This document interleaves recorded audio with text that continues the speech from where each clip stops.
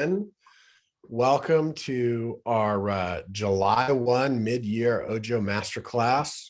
Really excited. We've got an amazing speaker today. And based on the feedback that we're seeing, you all are as excited, if not more excited than we are. So it takes a few minutes for everybody to trickle in. So if you're just joining us now, we're expecting, we had almost 400 people register for today's masterclass. So as you come on in, post in the chat, tell us where you're from, say hey. So far I see Austin and I see San Diego. Who else? Where else in the country do we have representation today in the chat? Let's see, I got Tucson, Arizona, Orlando, Florida. Oh, there we go. Ohio, Boston, Central Jersey, Houston, Tracy, Anaheim, another Boston, Fresno, Kansas, Austin, Dallas. Let's see, Rutherford Ton. That's a new one. It's not often I hear a new one. Miami Beach, San Diego, San Francisco, East Bay, Wilmington. Lisa Peck, I love the emoji use here. Wall, New Jersey, Iowa, Philly, Katy, Texas. Barry, you're originally a northeast guy, right? I am originally born and raised in New York City and then lived in New Jersey for many years. But the last 3 years, it's been domiciled in Florida here in Palm Beach. But I go back and forth quite often to New Jersey. So yeah, but as a professional speaker, I've been to pretty much every one of these spots. I can tell you the good restaurants. Jessica from Tampa. I just spoke in Tampa earlier this week. I was just there. So yeah, well-traveled around the country. That's amazing. All right. Well, we're still seeing people come in. We're at 90. Like I said, we're welcome everybody. We're going to get this started probably about 5 after. For those of you that are just coming in, post in the chat where you're joining us from today. We got Boston, Philly, Ohio, Tucson, San Diego, Port St. Lucie, Florida, Northern New Jersey. Jamie Stimson says, Barry Habib did my loan in 1996. If you still have that 1003 with his signature as your loan officer, you could probably frame that and make an NFT and become a billionaire instantly. Oh, man. Scottsdale, Wellington, Ontario, our first Canadian. That's amazing. Welcome. Anchorage, Delray Beach, Jensen. All right, we got 95 participants. We'll give everybody 1 more minute to trickle in, and then we are recording today's session. So for some reason, you got to drop partway through. Don't stress. We will get this content out to you, and then feel free to share it with your team members, etc. Promise you won't want to drop. Yeah, I'm excited, Barry. I told you how excited I am. We've had lots of email feedback from you all joining today that you're really excited to hear Barry on this topic. And I think the topic is very timely. All right, we're 10:34. We just hit the magic 100 people. We'll give them 1 more minute, and then I'll do a little housekeeping, introduce Barry, and we'll let him work his magic. 101. All right, this feels like a good spot. We're at 10:35. I want to make sure we give Mr. Habib plenty of time. So for those of you that don't know me, my name is Jeremiah Taylor. I am the Vice President of Real Estate and Mortgage here at Ojo Labs. We appreciate you coming to our mid-year masterclass. We've got an amazing special guest today, Mr. Barry Habib. I'll tell you a little bit more about him in just a moment. But housekeeping-wise, you're going to hear a lot of amazing content today, and we expect that you're likely going to have questions. We are going to save some time at the end for some questions. At the bottom of the Zoom window, if you scroll down there, you should see a thing that says raise hand, and next to that, you should see a thing that says Q&A. Please put your questions in that Q&A and not in the chat. If you forget and put them in the chat, we'll do our best to move them over for you. But if you use that Q&A spot, that is the best spot. And like I said, we will hold those questions generally till the end. Barry's got some amazing content today that he's going to take us through about the market. But before I turn it over to him, let me give Mr. Habib a proper introduction. So for those of you that are uninitiated to Barry Habib, Barry is an American entrepreneur, frequent media resource for his mortgage and housing expertise. He's an Amazon #1 best-selling author for his book, Money in the Streets. He frequently appears on CNBC, Fox, and other major national media outlets. He is the CEO of MBS Highway, the industry's most highly regarded and recognized tool for transforming salespeople into advisors. Some notable achievements by Barry. He is the 3-time Crystal Ball Award winner, 2017, 2019, and 2020 by Zillow and Pulsonomics for the most accurate real estate forecasts out of 150 of the top economists in the US. Now, I heard a rumor that nobody's ever won this twice, and Barry's won it 3 times. It's a big deal. 2019 Mortgage Professional of the Year by National Mortgage Professionals Magazine. 2019 finalist for Ernst & Young Entrepreneur of the Year. Named to the esteemed Mortgage Global 100 list for 2021 by Mortgage Professional, and the St. Armand Ventures Businessman of the Year Award for 2021. Barry has founded several successful companies across different verticals: the Mortgage Market Guide, Healthcare Imaging Solutions, Certified Mortgage Associates, and he was a founding partner in Social Survey. During his career, Barry personally originated over $2 billion with a B dollars in mortgages. He was the lead producer and managing partner for Rock of Ages, the 27th longest running show in Broadway history. He produced Chris Angel's Mind Freak at Planet Hollywood in Vegas, and he is the highest rated speaker and trainer for over 25 years in the mortgage and real estate industry. Barry's Certified Mortgage Advisor course is renowned for elevating the professionalism and mortgage knowledge across the industry. And I got to say, I am super honored. Barry is a personal hero of mine, somebody I followed very early in my career. And it's a little bit of a daydream to get to introduce you, Mr. Habib. Thanks for joining us today here for our Ojo Masterclass. And I'm going to turn it over to you to take it away. Well, Jeremiah, it's such a privilege to be here with you. And it's such a pleasure to work with you and Julie, who you guys have done so much great stuff. So thank you guys and the rest of the team that's on there. Really appreciate all of you. And most importantly, all of you folks that are listening and taking your valuable time out. It's an honor to spend a little time with you. I promise that I'm going to make this very much worth your while. Thing I'm going to ask you though is I'm easily distracted. You know, this thing keeps going off, right? And, you know, emails keep pinging, and I'm going to just ask you to do the best you can to focus, because what we're going to go through today is really critical. Look, it's been a different kind of environment that we're in right now. There's a lot of negativity in the media. We're going to break all of that down for you, not just so you understand it, but so you can teach it, so you can explain it. I really believe that some of the best way to improve business is through trust, right? So, you know, I like to drive cars on the track, right? And your instructors always say, fast is not fast, smooth is fast. You want to make things go smoothly, build trust. And I know we all want to do that. So one of the first ways we build trust is with knowledge. And if you start talking to somebody and they see how knowledgeable you are, not just about that specific property, but about the overall environment, how all this negativity in the media is causing people to have very big concerns about housing. If you're able to speak to that, you will build trust. The other is vulnerability, and we'll talk about that as well. But vulnerability builds trust, not just selling them, but tell them the negative aspects too. People trust folks who they feel are advising them instead of trying to sell them. So we're going to talk about all that stuff today, but you probably got questions about where are interest rates going, for example, because they've gone up a lot. What does that mean? What's the Fed's role? I bet you it's different than you might have expected, because a lot of people get confused. What drives interest rates? Shouldn't we know that? And then, of course, are we headed for a recession? So we were amongst the first to warn of a recession coming. See, first of all, we accurately called the recession that happened in 2020. Everybody thought we were crazy, but we called that in 2019. We said, January 2020, we see a recession coming first quarter. Sure enough, we did. That was before COVID. And it is documented 11 months ago, we started to sound the warning alarm saying second half of 2022 looks like a recession to us. Nobody agreed. However, based upon what we're seeing now, it appears that it is almost a 100% certainty that we are either in or headed for a recession. What does that mean? What does that mean for real estate? What does that mean for interest rates?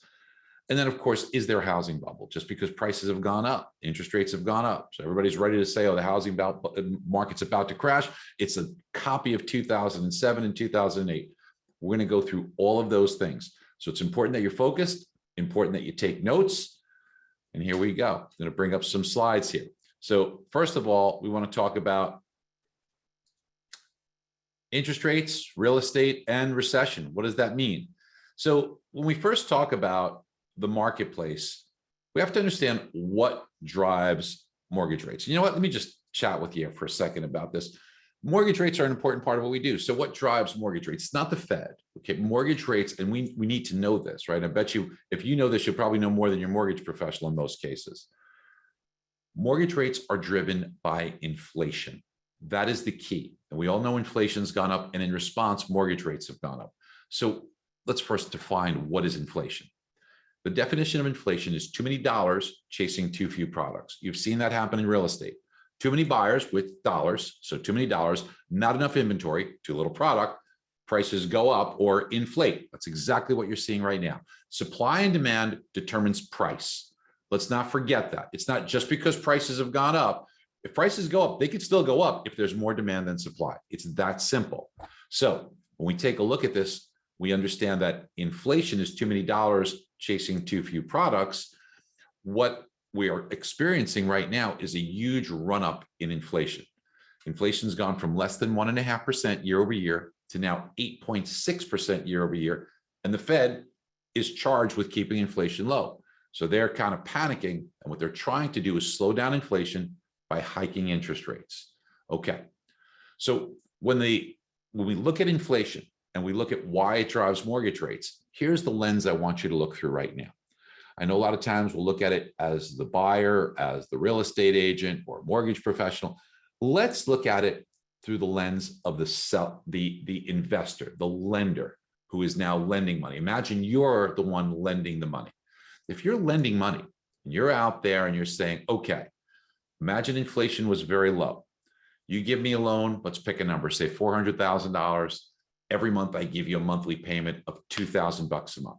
You get that check from me every month and you cash it and you go out and you buy a shopping list of goods and services. Next month, I give you another check, you get everything on that list again. But over time, you realize, hey, I can't get everything on that list. Why? Well, I'm sure you know the answer. It's because inflation makes the cost of things rise. And as those costs rise, you got to start leaving some things off the list. So what's really happening here? Inflation is eroding your buying power. You see, if you're receiving mortgage payments, you're receiving a fixed payment every month. So you're not adjusting it for inflation. So while it still says $2,000 on the check, it doesn't feel like $2,000. Now, when inflation is really low, like it has been, around 1%, it eats away very little of your buying power, so you could afford to charge interest rates that are pretty low. But now that inflation's risen, you're still in the business of issuing mortgages. You can't do anything about the mortgages you've granted already, because those are done. But on the new mortgages that you're about to do, you say, hey, wait a minute. My buying power is going to erode more rapidly. I have to protect myself. What do? Well, you charge a higher rate. So now for that same $400,000 loan, instead of getting $2,000 a month, maybe you're getting $2,400, $2,500 a month, which now offsets that 8.6% rate of inflation, making the things that you could buy with that check go up in price more rapidly, so you are able to protect yourself. And that's why when inflation goes up, mortgage rates go up. Any long-term rate goes up. So when the Fed hikes rates, people are mistaken. They think that mortgage rates will go up. It is the exact opposite. When the Fed hikes rates, we're looking for mortgage rates to come down, and they've come down a lot. If you take a look from when the Fed did their last hike of 0.75%, mortgage rates came down. Why? Because if the market says, hey, well, the Fed's trying to fight inflation by raising short-term rates, that means that less dollars are out there chasing all these goods. What's inflation? Too many dollars chasing too few goods. So when the Fed hikes rates, what starts to happen? Well, by the end of this year, the Fed thinks they'll get to about 3.5% on what's called the Fed funds rate. It's at 1.5% now. If they're successful, then what you're going to see is an incentive now to save money. Before, when I went to the bank, I was getting 0.001% interest. Hey, if I'm getting 4% interest in the bank on my savings, maybe I will save a little bit more money. Might be worth it, right? Especially think about folks that are baby boomers that are looking for a safe outlet for their money. Also, it starts to make short-term money cost more. Not mortgages, but credit cards, car loans. You see car loan interest rates going up. Home equity lines of credit go up. Personal loans go up. And the big one is commercial loans. That business that's thinking about borrowing $400 million to build a factory or to acquire a company or to do a renovation or to do an expansion. Whatever it is, when the Fed funds rate was at 0, well, maybe it made sense to borrow because maybe I might be paying 2%. But if that Fed funds rate gets up to 4% by the end of this year, or 3.5%, well, now I'm paying 6%. Oh, on $300 million, maybe the econometrics on that don't make sense anymore. So this is what slows it down. Remember, credit, less borrowing, that's less money in the economy. And especially on credit, for every $18 out there, 17 is credit, 1 is cash. Isn't that amazing? So now when we take a look at the way our economy runs and what the Fed's trying to do, by hiking rates, the result is that mortgage rates come down. If you take a look back to Paul Volcker, when he was our Fed chair in the 80s, he took the Fed funds rate from 8.5% to, get this, 20% in 6 months, from 8.5 to 20. Now, mortgage rates were at 18, they came down to 12. So he took the Fed funds rate 10.5 points, and the Fed funds rate dropped. The mortgage rates dropped by 6%. Alan Greenspan, he took the Fed funds rate in the late 90s up 2%, mortgage rates dropped 3%. So we will see mortgage rates drop. That's the good news, but let's take it a little bit further now. So I'm going to go back to the slides. Now that we understand that, let's take a look at what's going on in our market, because everybody's willing to call the death of the housing market, but purchase activity is still strong. Now, here's what you're going to see. People are going to say, okay, well, purchase activity is down year over year. Well, yes, it is, but that was from astronomical levels. You see this COVID shutdown? There was a makeup period here. So of course, purchase activity had to go on the other side of that and be much stronger. So when you look year over year and you say, okay, I'm looking at 2022, I'm comparing it to 2021. Well, during 2021, those numbers were extraordinarily high because of the makeup period from the lockdown of COVID of 2020. So you're comparing it to unrealistic levels. So let's take out this COVID noise and let's compare it to 2019. Well, it's better than any time in 2019. Let's compare it to 2018. Better than any time in 2018. It's about the best levels of 2017 it compares to, better than any time in 2016, 15, 14, 13, 12, 11, 10. The level of activity is very strong. Don't let the media get your clients worried that, oh, purchase activity is down 13% year over year. Remember that this is in regards to extraordinarily high levels. Now, remember I told you that mortgage rates, they follow inflation. The blue line here is the rate of inflation, the consumer price index. The red line here is mortgage rates. Let's go back 50 years.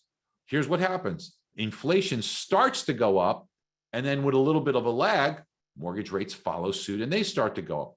Inflation starts to come down. Yes, there's a little bit of a lag, but then mortgage rates come down. If you were to say these charts and adjust it for time of about 3 months, you see all of the activity occur. You see the move up, then the move up. You see the move down, then the move down, all the way across. And here's where we are now. Look what happened. Mortgage rates started going up. Inflation started going up, and mortgage rates are following suit to inflation. So if we want to know where mortgage rates are going to go, let's understand where inflation is going to go. Now, don't get scared by this chart. It's easy. Inflation is measured by the Consumer Price Index, the CPI, Consumer Price Index. The Consumer Price Index takes the most recent 12 individual months of data, so May of 22, April of 22, March, all the way back to June of 2021. These 12 months, the last 12 months, if you add them together, you account for a little bit of rounding and compounding, you get the current rate of inflation year over year of 8.6%. So that's really, really high. And when we saw the Fed kind of almost panic and have to hike rates at an even faster level, and we saw interest rates jump up, it was because earlier this month, we got the inflation data for May. We get it first couple of weeks in June. So we get that information for May, it was at 1% for the month. That replaced 0.7% from May of 2021. So this is 0.3 higher, and that's why the inflation rate jumped from 8.3% year over year, 0.3 higher, to 8.6%. So now what happens from here? Well, the Fed hiked rates saying we're going to get inflation under control, and mortgage rates started to come down. When we get the data in a couple of weeks from now, which will be the July data, the July report for June, okay, we get it about the 10th or 12th of July. We're going to get it for the month of June of 2022. It will replace this level of June of 2021. So we'll get a new reading. And because this level is kind of high, very high, 0.9% for a month, that's 11% year-over-year inflation annualized. There's a really good probability that the number that we get for June of 2022 will be lower than June of 2021, and we will see inflation on a year-over-year basis decline. Mortgage rates should respond very nicely to that, and you should see a nice move lower in mortgage rates.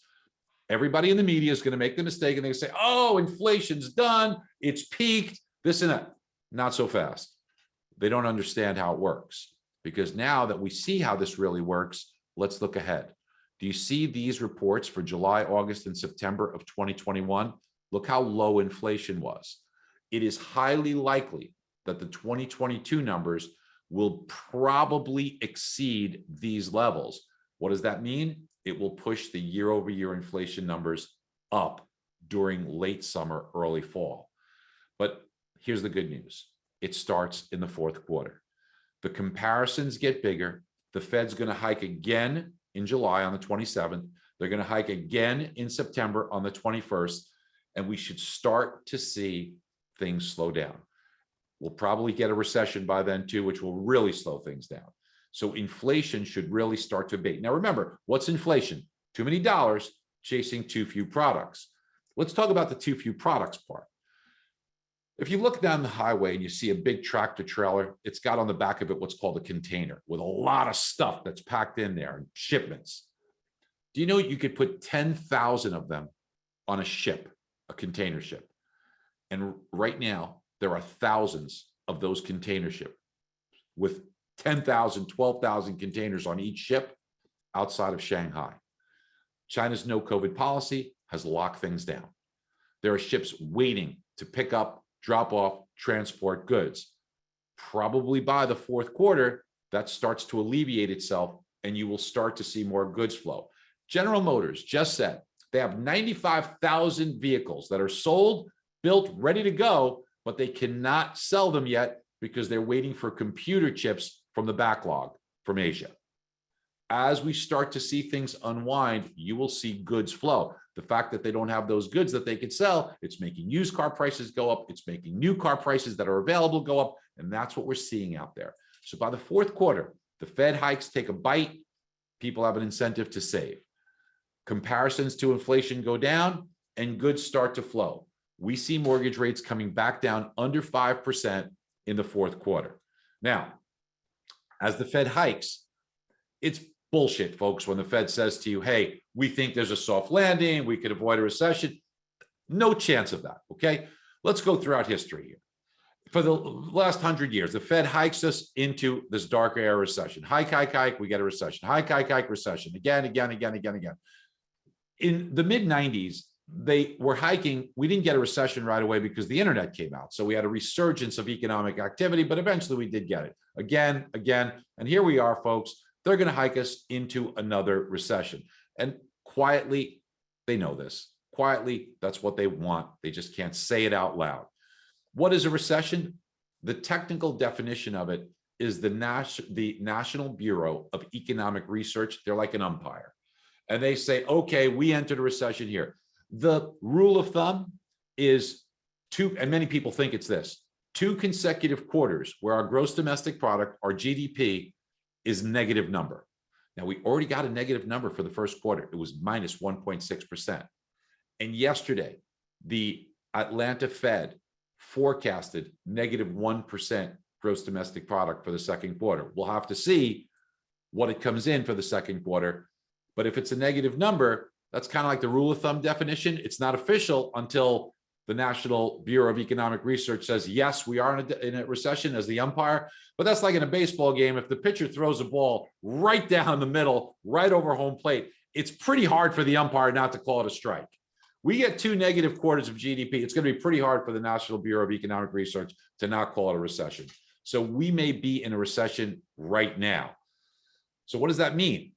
Well, one of the things that'll get hurt is the job market, and that will slow things down. But a lot of folks will tell you, how can we possibly be in recession? You see these people paraded on TV that just don't understand it. They said, there's no chance for recession because the job market's so strong. Well, I've got news for you. That's exactly when you get recessions. Let's take a look at the last 100 years and look at the unemployment rate. When the unemployment rate reaches its lowest level and starts to turn higher, you get a recession, and then the job unemployment rate goes way up afterwards. Lowest level turns up, recession. Again, 100% accuracy. Here's where we are today, folks. It doesn't take too much to read into this to see we're probably nearer the bottom than we are the top. Now, why does this happen? Well, if everything's great, you're hiring people, the unemployment rate keeps going down. But as soon as things start to slow down, what's the first thing businesses do? They unfortunately let people go. Now, those newly unemployed people, they change their buying habits. They spend less, they shop less, they go out for less extravagant stuff. And all those businesses that used to get their business, they experience a slowdown. So they start laying people up, and the cycle perpetuates itself, as you could see, very quickly. And we head into recessions very quickly. The unemployment rate today is 3.6%. Friday, we're going to be getting Friday, the 8th of July, we're going to be getting the jobs number. Look for that unemployment rate. Maybe it starts to tick higher. I would think that there is a good possibility it starts to tick higher. If you see a couple of months of that job report, unemployment rate starts to tick up, back up towards 4%, man, we are in a recession. So what happens during recessions? What happens, first of all, to interest rates? Well, recessions slow things down. So what's inflation? Inflation is too many dollars chasing too few goods. Well, people aren't buying as many goods, more goods get stocked up. If people don't have as much money, that's less dollars. So inflation comes down. Inflation comes down during recessions. What do we know about mortgage rates? What have we learned? Mortgage rates follow inflation. And as you can see, during recessions, the last recession, mortgage rates came down 1%. The one before, 1 1/8. This one, about 1%. This one, 2.25%. This one, mortgage rates came down 5%. This one, mortgage rates came down 4.25%, all during the recessionary periods. So mortgage rates drop during recessions. And look at the follow through. Afterwards, mortgage rates continue to drop after the recessions.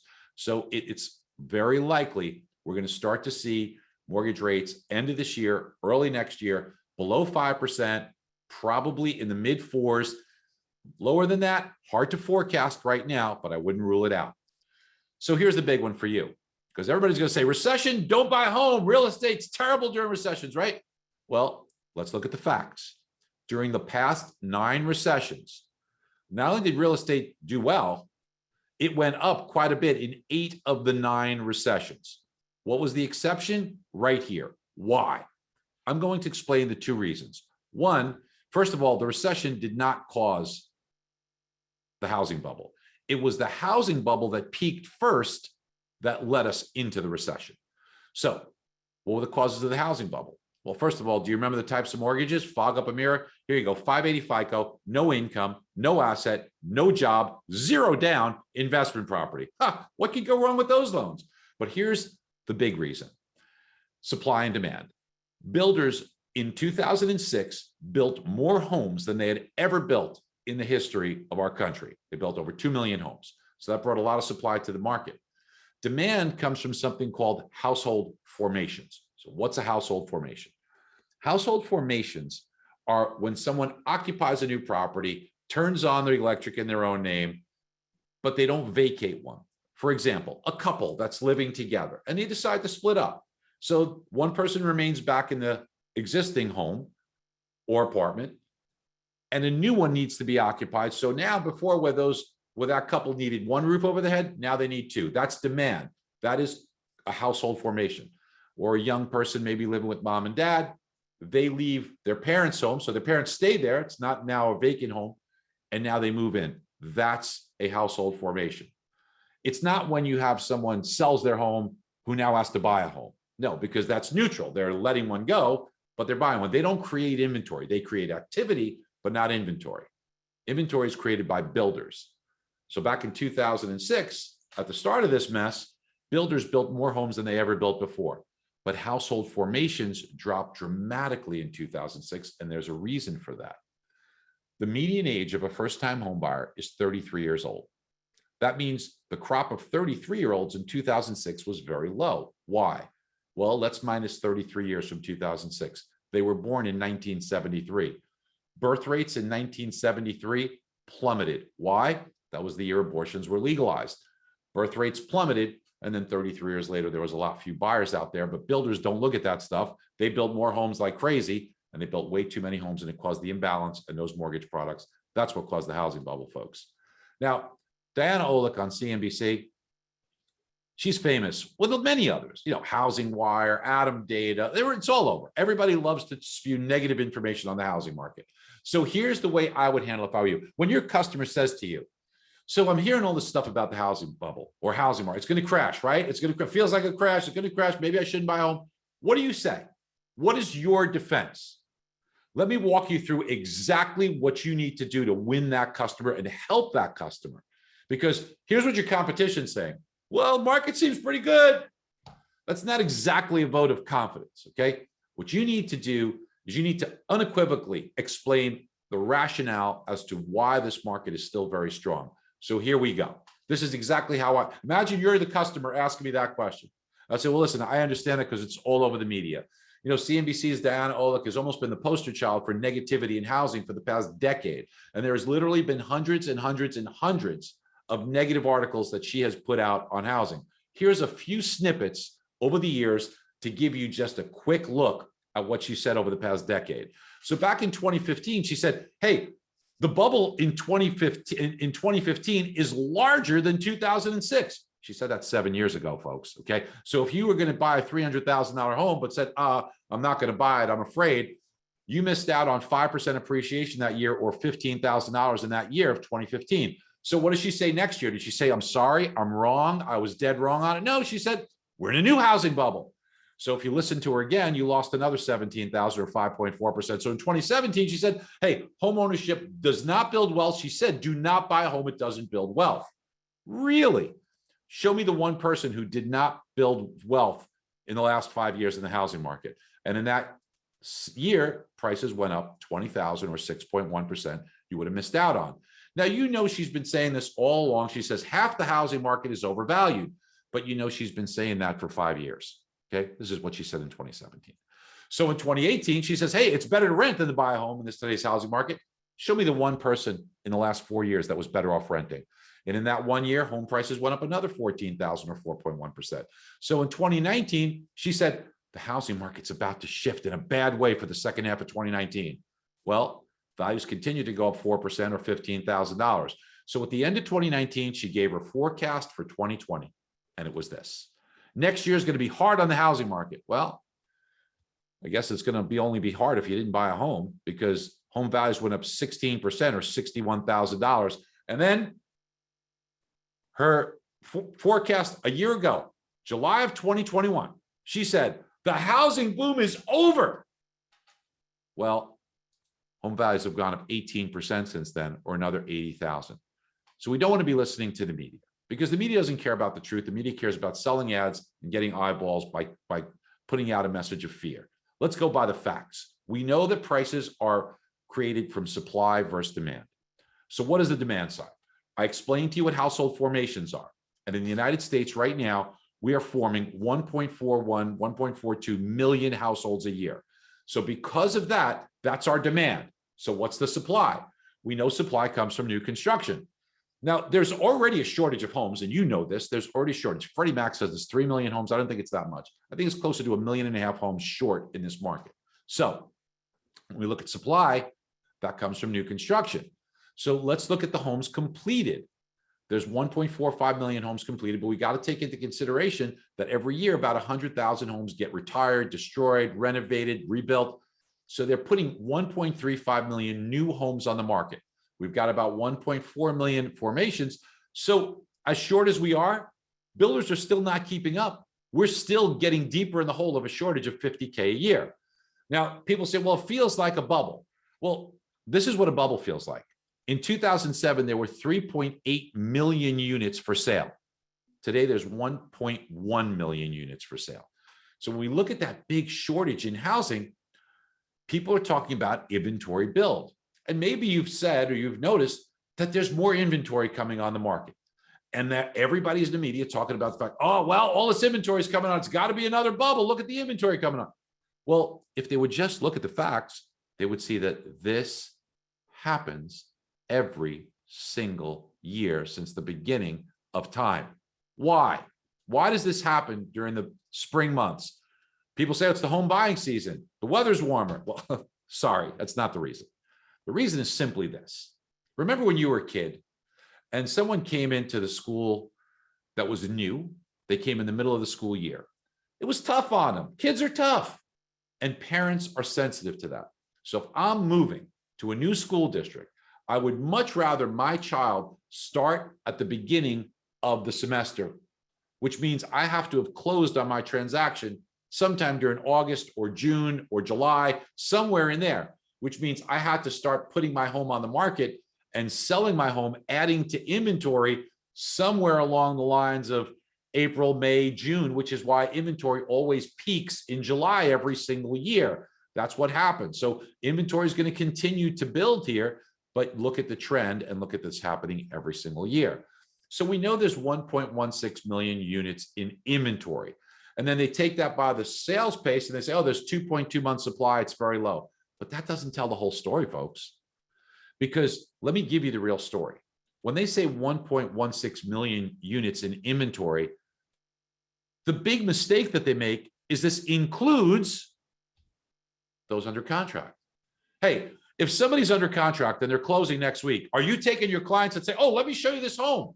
I'll take you the tour of this home. It's closing next week. They got their mortgage right. No, of course not. You're not doing that. So we have to remove these. How much is actual inventory, active listings? It's 516,000 units. This is a country of 140 million households, 340 million people, and there's only 516,000 homes for sale. Let's get some context on this, okay? Here's where we've been for the past 6 or 7 years. 2016, 25% of the units were under contract, but you had about 2 million homes in inventory, 1.5 million were active listings. And again, every year that seasonality, a little bit of disruption from COVID here, but last year, and here we are this year. I expect this year will come right up just like we did here and then start to crest and come back down. But 55% of homes are under contract. So don't go by the 1.1 million units that's available that they say is inventory. It's only 516,000.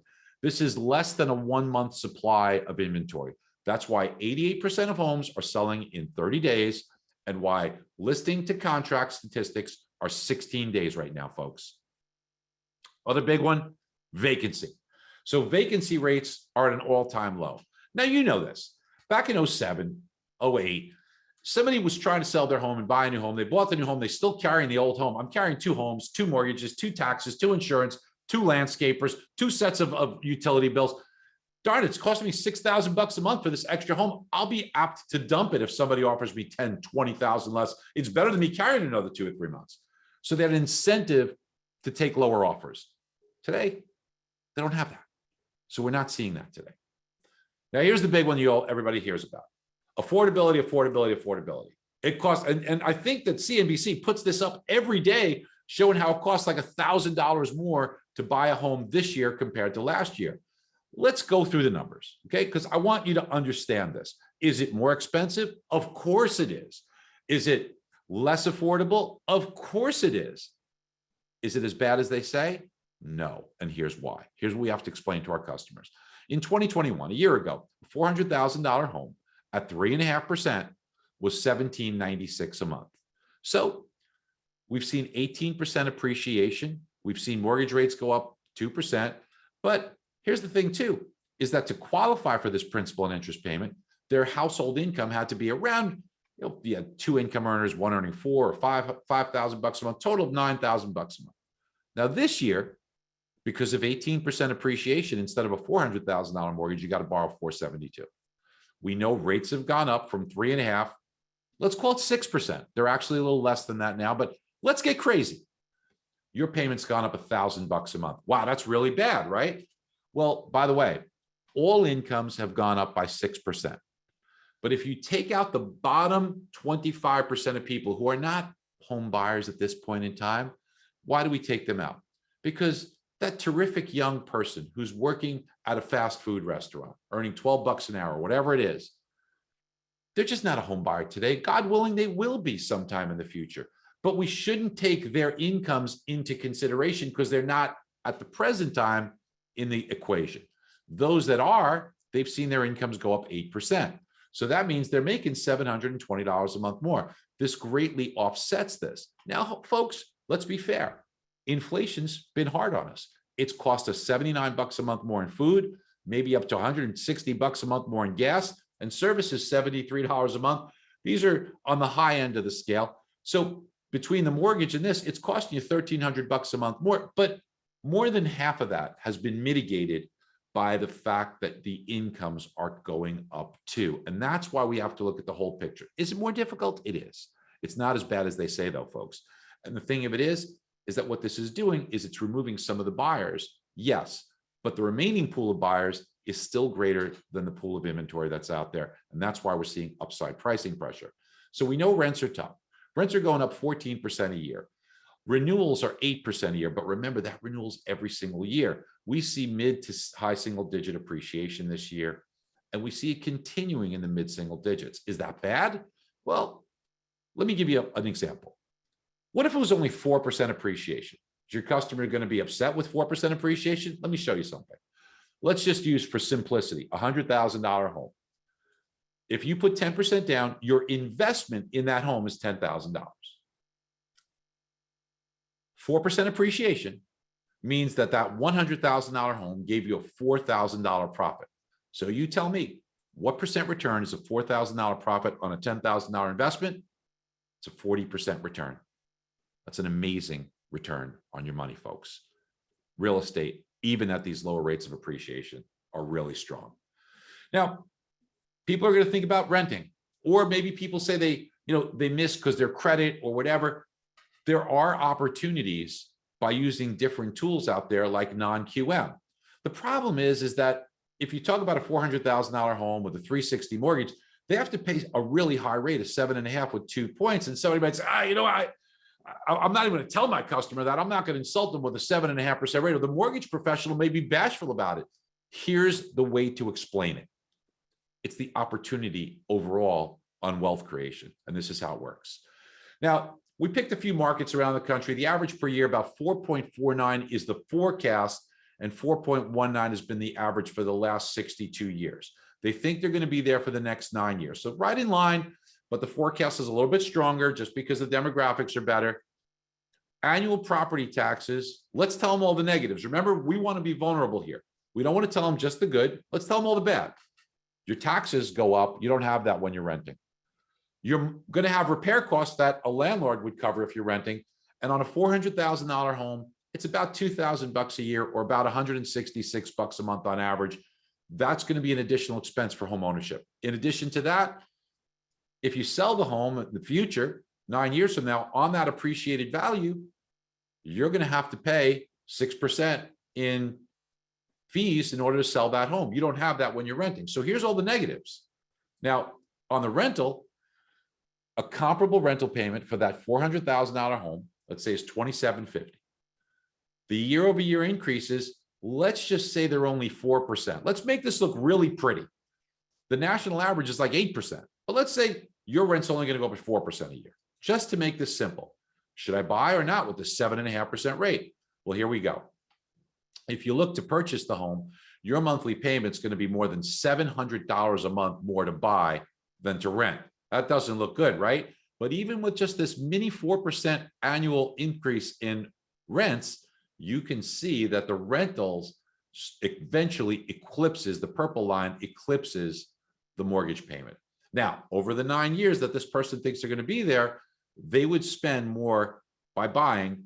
They would spend $30,000 more buying the home than renting the home, but not so fast, because part of that is their mortgage payment. So your mortgage payment's made up of principal and interest. Well, I think you all know the interest goes to who? It goes to the lender. But you tell me, where does the principal go? The principal is your own money.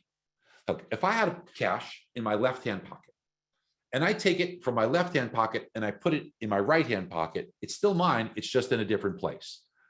If it's in your checking account when you make the mortgage payment and you pay them principal, it is now in equity in your home because you owe less. It's still your money. It's just in a different place.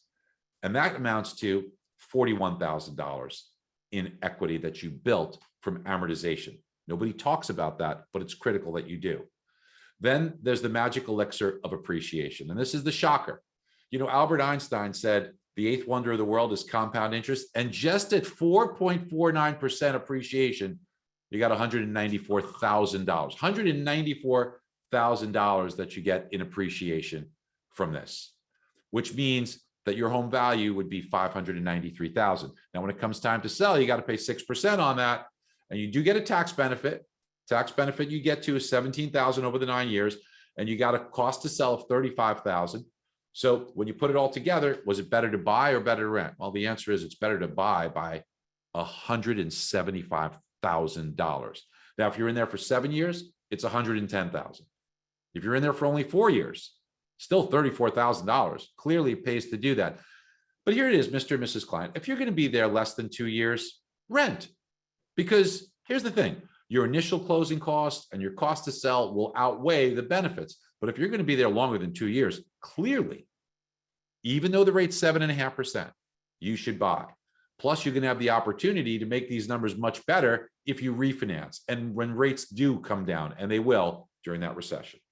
And you can co-brand this, by the way, with your mortgage professional or just yourself if you wanted to send out a report just like this to your buyer to get them off the fence and motivated.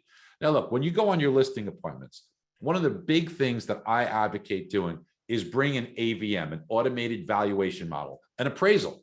It'll take you 3 seconds to pull this up on our site. And what you do is you bring this beautiful report that shows here's what the home will appraise for. And that's important because if a buyer comes in with 5% or 10%, they need to be able to get that appraised value so their financing matches up. You know this. So it gives you the value so you could talk to your seller and at that listing, show them what prices are going for. In fact, let's pull all the closed comps for you so you don't have to waste your time doing it. How long does it take to pull this report? 3 seconds. Here's all the comps. Here's all the closes. Here's how many homes are selling to set the expectation. Here's your cost per square foot that things are going for. Here's the median prices. So this gives you the opportunity to look like a pro. Now, a lot of you are still experiencing bid over ask, are you not? What do? It's a tough situation. Now, let me give you a live example of this. I was just in Tampa speaking. So we actually pulled this live. So here's a situation a real estate agent had. All we needed was the MLS number. Put in the MLS number, and it comes up with the current value because we have, based upon that, our AVM. It's 810, but they're asking 820. It's such a hot market in many places around the country. In order to get this home, customers got to go 30,000 above asking. So they got to pay 849 for this house. But the question that the buyer should be asking themselves is, okay, in this zip code, how long will it take me to break even? How long is that going to take? Well, we can tell you that with this report. Instantly, you could see it's going to take 6 months to break even. Well, it's going to take me 2 months to close. So that means 4 months after I'm in the home, I'm even? Yeah, because what most people can't understand is that this $30,000 is just 3.7% bid above value. And based upon that, they will see that happen over 6 months. 3.7% starts to make sense, but it's hard for people to compute this. Now, an even bigger question is, what does the future hold for me? Let's take the next 5 years. The average annual forecasted appreciation for this zip code, because we do it by zip code, is 4.93%. So 4.93%, I don't know how much that amounts to. It's very hard for people to calculate that in their brains. What does that really mean? Again, Albert Einstein, eighth wonder of the world is compound interest. So let's calculate it for him. It's $223,000.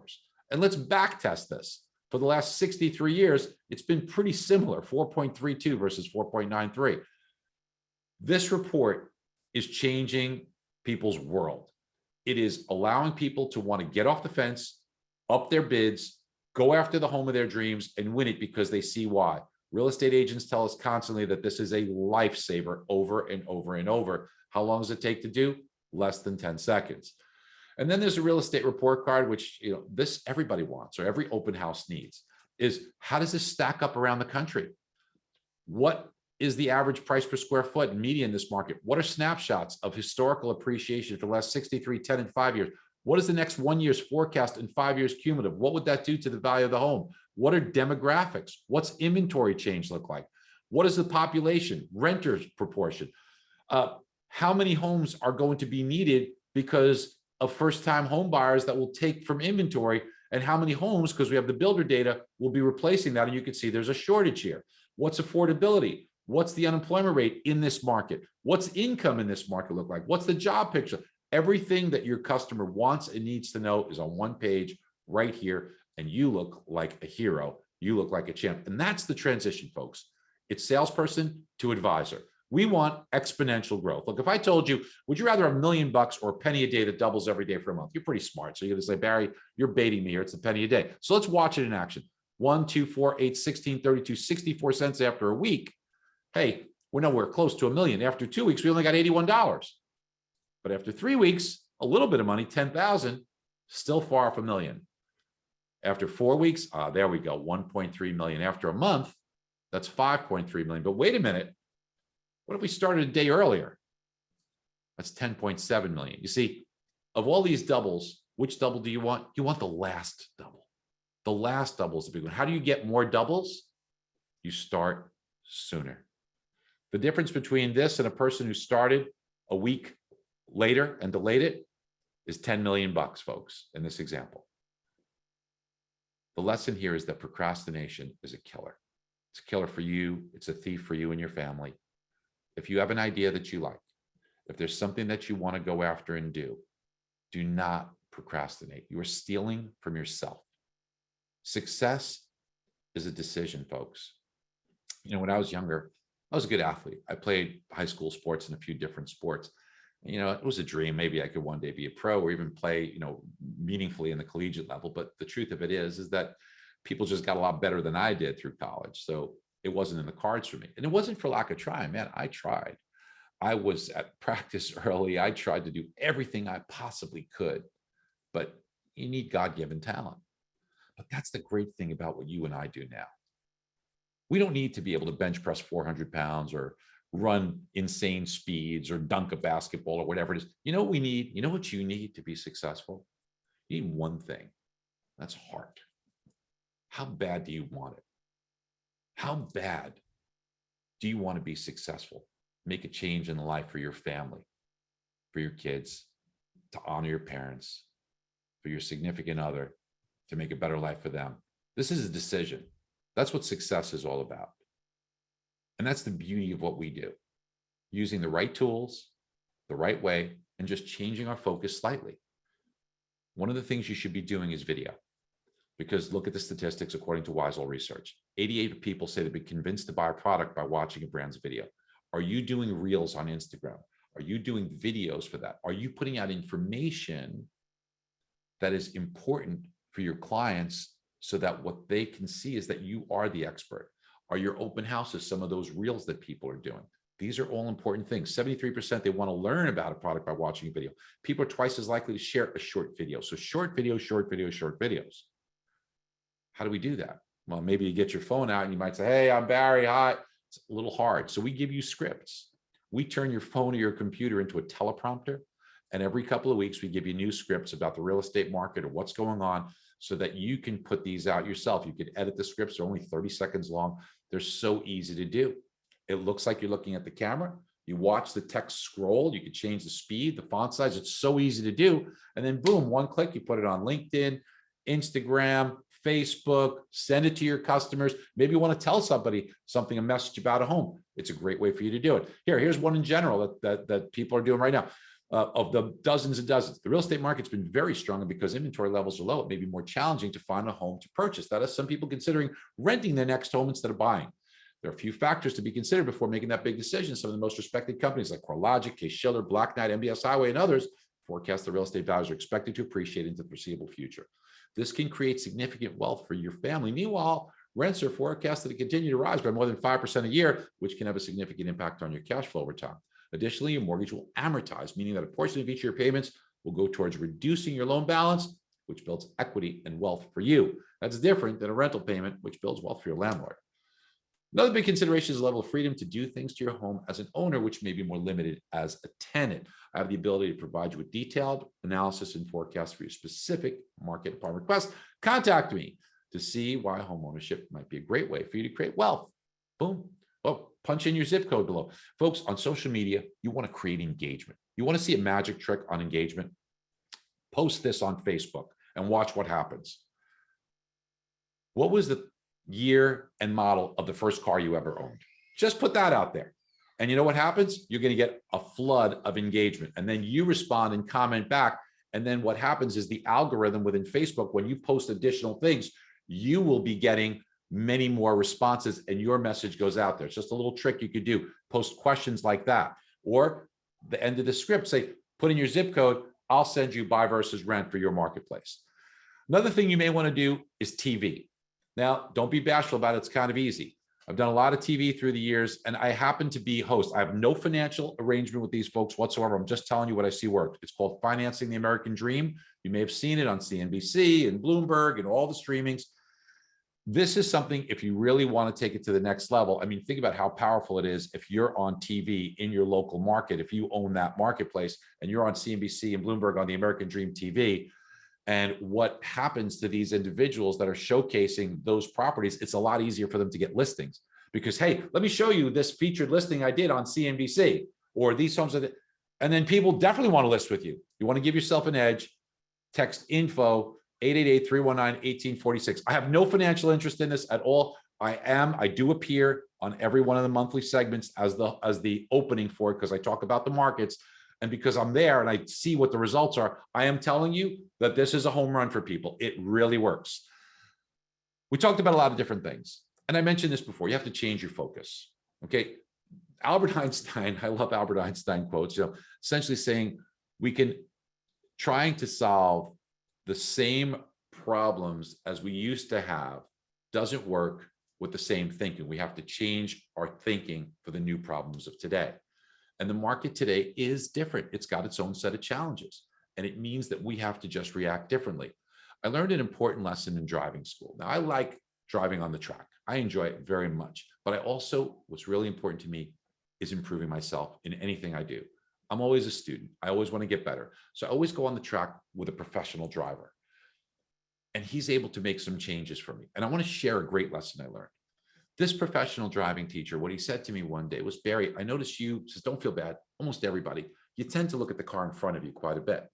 He said, I think you need to change and elevate your focus and look further down the road.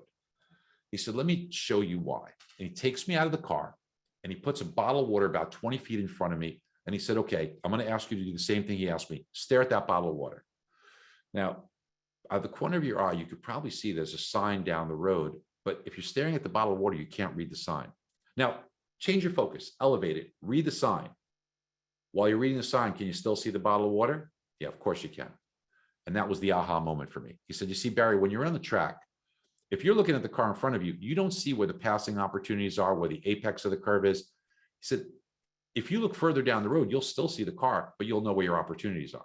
He says, but more importantly, folks, when you're at home, God forbid, if there's something up ahead that's not good, if you're looking at the car in front of you and dependent on their reactions, that's a slower reaction time.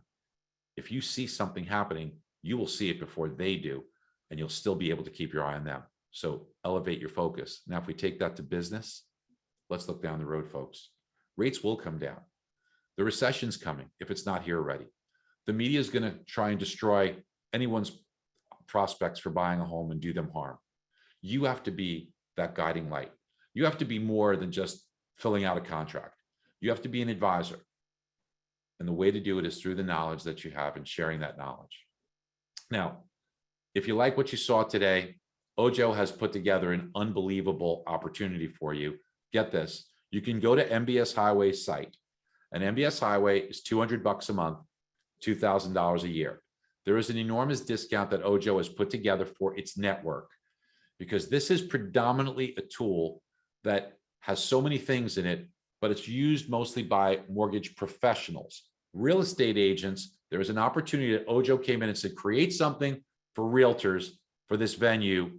And what we've done is we've put out an introductory, incredible discount where it's $39.95 a month, and you have all these tools that I just showed you, that social studio, all that stuff, all those reports, the AVM tool, the bid over ask tool, and so much more. A morning video every morning that tells you what's going on in the market. If you like the economic stuff we discussed, appreciation levels and forecasts for every single zip code in the country, buy versus rent, all those things you saw, and tons more.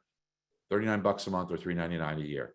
All you have to do is send an email to Sasha, S-A-S-H-A, Sasha at mbshighway.com to sign up. That's Sasha at mbshighway.com. Send her an email and you'll be able to take advantage of this and save, 80% of the normal cost.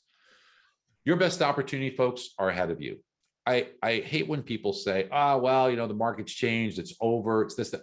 No, folks, your best opportunities are ahead of you. Let's go back for a minute here and let's take a look at this gentleman here. His name is Charles Duell. He was the head of the US Patent Office. And in 1899, as head of the Patent Office, he said, you know what? Let's close the Patent Office. And they said, why, Mr. Duell? Why do you want to close? He said, because we don't need it anymore.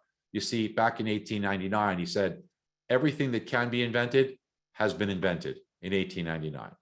So folks, please understand, your best opportunities are ahead of you.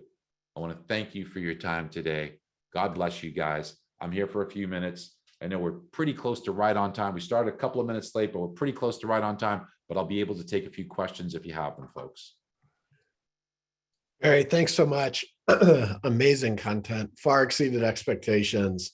And I'm excited to share with the team here the opportunity that you've created with MBS Highway. We did have a couple quick questions. One was about contracts with MBS Highway. I would assume it's month to month. There's no contract. We're so easy. It's like we're all about love. We want you happy. So just you can. We currently have, there's about 40,000 mortgage professionals that are subscribers to our service. But now that we're opening up this to real estate agents, you will be getting in on the ground floor and this price will go up to the normal price. You just have this opportunity right now through Ojo. So there's no contract. Cancel it anytime you want. Even if you pick the annual, after a month, if you say it's not for me, cancel it. No problem. We give you money back. It's easy. The monthly, you just go month to month if you want. It's easy too. Cool. All the slides, by the way, are inside of MBS Highway. Awesome. That was the next question, is will they get the slides for the presentation and how will we get the recording out? The Ojo team will handle sending the recording out. It'll come out via email. You'll be able to see the slides in the video. Barry, will we get slides to send out as an attachment as well? All the slides we put in MBS Highway. That's part of part of what you get as an MBS Highway subscriber. Okay, perfect. Yes, there is. It's so easy and so intuitive. There's videos to show you how to use each tool. Plus, yes, there is a training that you like. Yes. Cool. Keep the questions coming if y'all got them. We answered a handful of them while you were talking, Barry. So I think we fielded most of them in the chat.